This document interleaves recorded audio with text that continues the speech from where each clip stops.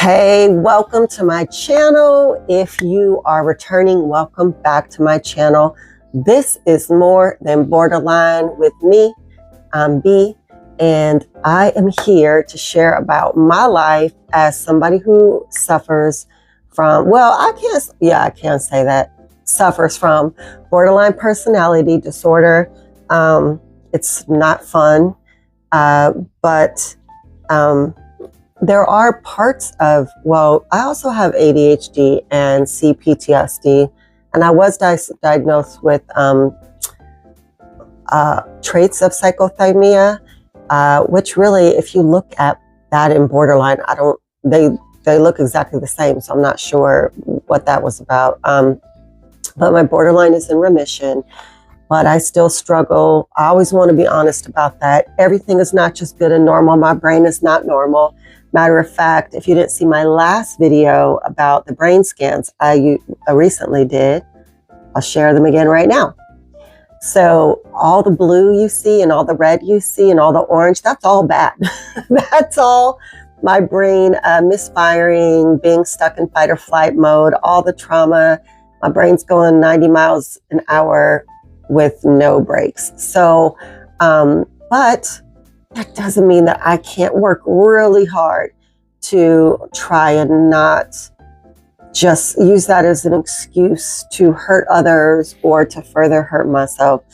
And so I've shared that I have started these treatments, and I realized recently that there's something that I've done for a while now that I'm still working on that has to do with me not loving myself. And I think for a lot of us who come from a background of trauma or neglect, or for some people abuse, or abandonment issues, things like that, a lot of us struggle with really taking care of ourselves. Like if we're a mom, we'll do anything for our kids. We'll take them to the hospital because they have the slightest thing wrong with them, or we will, do whatever, give our last whatever to try and help people that we love because we want the best for them.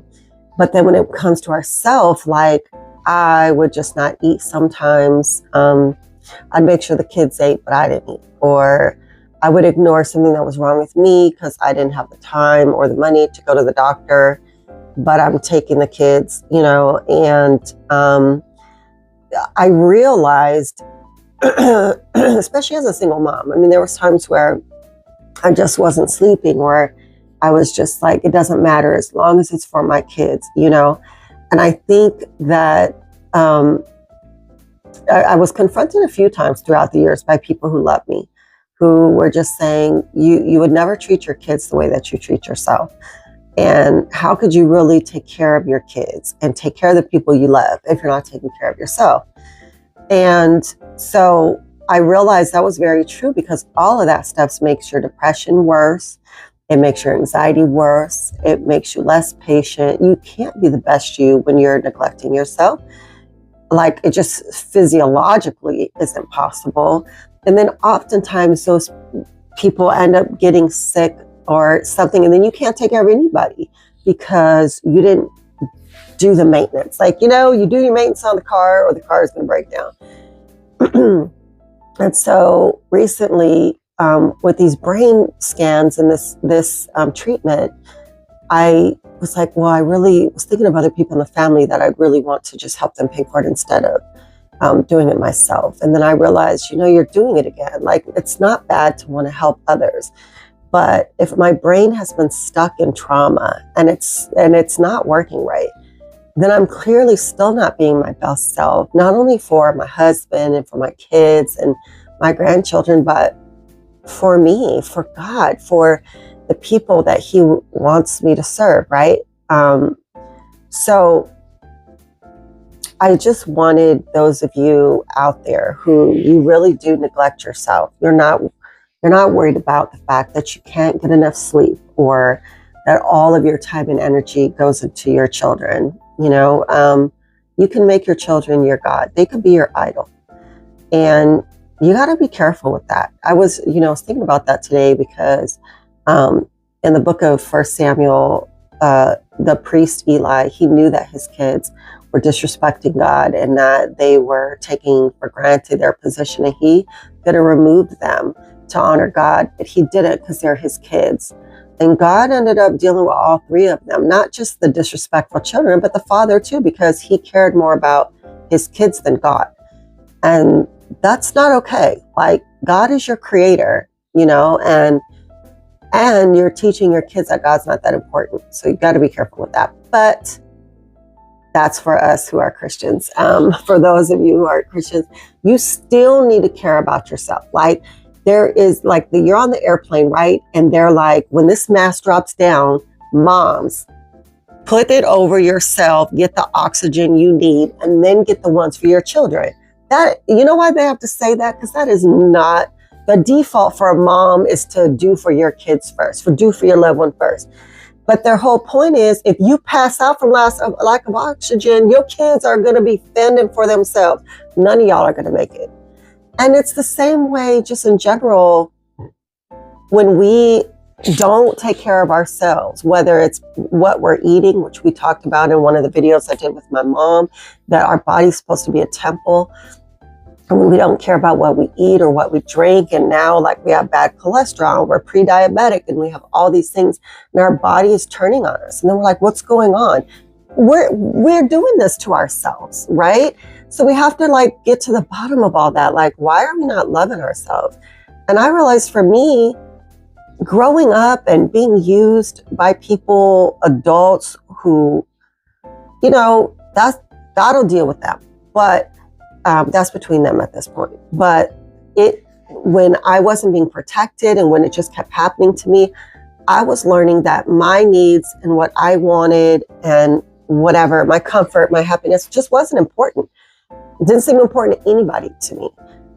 And so as an adult, I kind of just continued to do that to myself. Like, not only did I abuse myself with situations I put myself in and the people I thought that I wasn't good enough for anybody better than what I could get or whatever, I kept just ignoring what I needed and ignoring what my body was saying that it needed. And it really did catch up with me. And I know that people think, oh, you look so young. Well, I appreciate that, but I feel 80.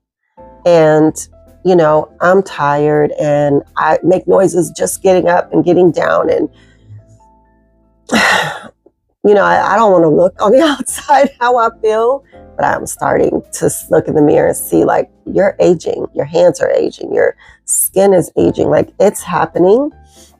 And why do I think that I need to live the rest of my life with my brain looking how it does if they can fix it now, if they can help me regulate these things and get me out of living in a scary movie, being in fight or flight mode all the time? It's exhausting. And so I guess, you know, I just wanted to share with you guys my testimony about really making sure that you're loving yourself, because if you're neglecting yourself, if you don't think that you're important enough to go to the hospital, go to the doctor, or take the meds you need, or deal with insomnia, or deal with weight issues, or deal with brain issues, whatever it is, you got to look deep inside and see what's going on, because this is God's temple, right? He lives there and he asks us to take care of it. And how are we going to do what he created us to do and what he asked us to do if we are neglecting the temple so bad that we're too tired to do anything? And outside of working, we're just working, spending money, like trying to spend money to live, to work, to live. And that is not what God created us to do. He did ask us to work and he did ask us to care for the earth, but we are supposed to be bringing his kingdom. We're supposed to be loving one another, serving one another. There is so much to do outside of just making enough to make it. That's not our call. That's not what we're here for. So, you know, I'm glad that I decided, no, I deserve to come down out of PTSD mode. I deserve to try to be as normal as possible. And I've been on this journey for a while because I've spent money on, you know, doing the shots that I've told you about, and, you know, the different therapies and the treatments and things. And so at this point, it was like, gosh, this is another bill. And what if it's not effective? But then when I started seeing the results with my other loved one, I'm like, I really need to not put a price on my health. And I need to be willing. I was totally like, no, we're going to do this for my loved one because I just want what's best for them. So then it's like, why would I not have instantly that same attitude about myself? It's because I still have that struggle to know that I'm worth it and know that I really am. My worth is defined by God, and He says that I'm His daughter, and He has called me, and I'm chosen by Him, and He cares. Like, we're like a speck of dust. We're here for this long, and yet He cares about me and about you. It's amazing. And it shows that I do have value and worth, regardless of what everyone else thought about using me and abusing me growing up or whatever it was. That didn't make it true. And so I just wanted to share that because I want you guys to make sure that you guys are loving on yourselves and you're taking care of yourself and that you're not neglecting yourself. And often when you are, it has to do with past stuff that's creeping up. So you'll think, well, it didn't affect me. Whatever happened didn't affect me. I'm fine. But then when you're like having an eating disorder or you're, have insomnia, you're not fine.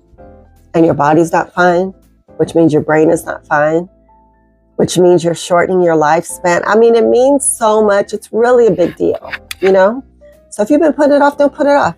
Get the help you need. Treat yourself. Treat yourself, fool.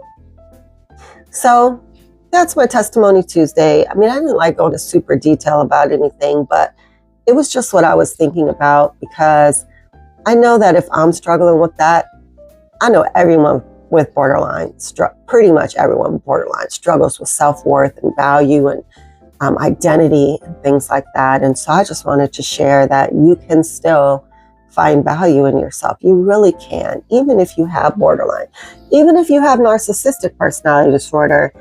I think there's still hope for you, but you have to be really willing to get the help. And most people with narcissistic personality disorder don't recognize that they have an issue. So, but as usual, I want to encourage you to have a better day today than you did yesterday by being a better person today than you were yesterday. And trying to be an even better person tomorrow than you were today. And that starts with loving yourself so you can love others. They all go together. But underneath all of it is loving our Creator. If you have any prayer requests, drop it below. I will pray for you. If you have anything that you want me to talk about or questions you want me to answer, you could drop those below too. Let me know. I appreciate you stopping by to see what I had to say. I hope that you guys are doing well. Stay blessed.